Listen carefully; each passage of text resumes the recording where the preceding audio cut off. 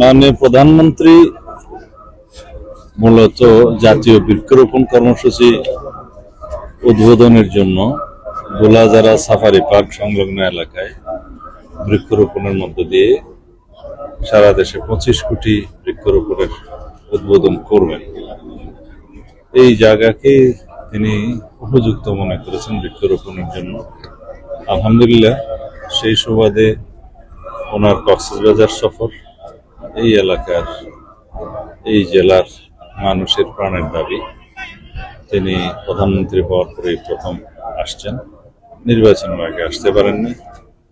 আমাদের সবার মধ্যে একটা আনন্দ উচ্ছ্বাস বইছে। আমাদের এই এলাকার জনগণ মাননীয় প্রধানমন্ত্রীকে দেখবেন, তার কথা শুনবেন। আমাদের কোনো দাবি নাই, তিনি আমাদের সমস্ত দাবি পূরণ করেছেন। আর দুই একটি গুরুত্বপূর্ণ দাবি আছে যেগুলো জাতীয় দাবির মতোই, যেমন লবণের ন্যায্য মূল্য নির্ধারণ, আর মহাসড়ক কক্সবাজার চট্টগ্রাম মহাসড়ককে 6 লেনে উন্নীতকরণ। এটা একটা জাতীয় দাবি, সেটা স্থানীয় দাবি নয়। এই জাতীয় দাবিগুলো কক্সবাজারে একটি ব্লু ইকোনমি এবং মেরিন সায়েন্স ইউনিভার্সিটি প্রতিষ্ঠা, এটাও সারা দেশের জন্য। এই জাতীয় দাবিগুলো আমরা উত্থাপন করব, মাননীয় প্রধানমন্ত্রী বিবেচনা করবেন আশা করি।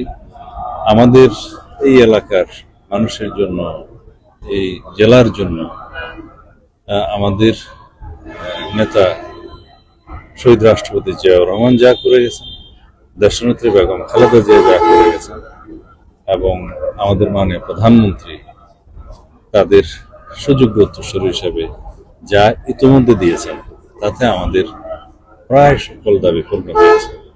আমি এই উপজেলার মানুষের চাহিদা মাফিক মাতামুহুরী নামে একটা নতুন উপজেলা সৃজন করার জন্য মাননীয় প্রধানমন্ত্রীকে অনুরোধ করেছিলাম। ইতিমধ্যে সেটা নিকার সভায় পাশ হয়েছে। স্বাভাবিকভাবেই সেই মাতামুহুরী উপজেলাতে একটা পুলিশের থানাও প্রতিষ্ঠা হবে, একই আদেশ বলে।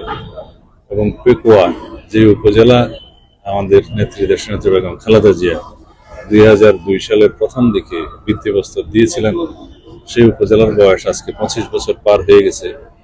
সেই উপজেলায় ওই উপজেলার মানুষের প্রাণের দাবি পেকুয়া পৌরসভা প্রতিষ্ঠা করা, সেটাও এখন অনুমোদন হয়ে গেছে, প্রতিষ্ঠা হয়ে গিয়েছে। তারও তিনি ভিত্তিপ্রস্তর স্থাপন করবেন। মাতামুহুরী উপজেলা এবং মাতামুহুরী থানার ভিত্তিপ্রস্তর স্থাপন করবেন। আর এখানে একটি জনসভায় তিনি ভাষণ দিবেন, সেখানে আমরা আমাদের কথা বলবো, তাকে আমরা সম্বর্ধনা জানাবো এবং বাংলাদেশের মানুষের প্রত্যাশা অনুযায়ী আমরা যাতে সারা বাংলাদেশে আমাদের নির্বাচনী ইশতেহার অনুসারে আমাদের সমস্ত প্রতিশ্রুতিগুলো বাস্তবায়ন করতে পারি। মাননীয় প্রধানমন্ত্রী সে ব্যাপারে সবার উদ্দেশ্যে কথা বলবেন, সহযোগিতা চাইবেন।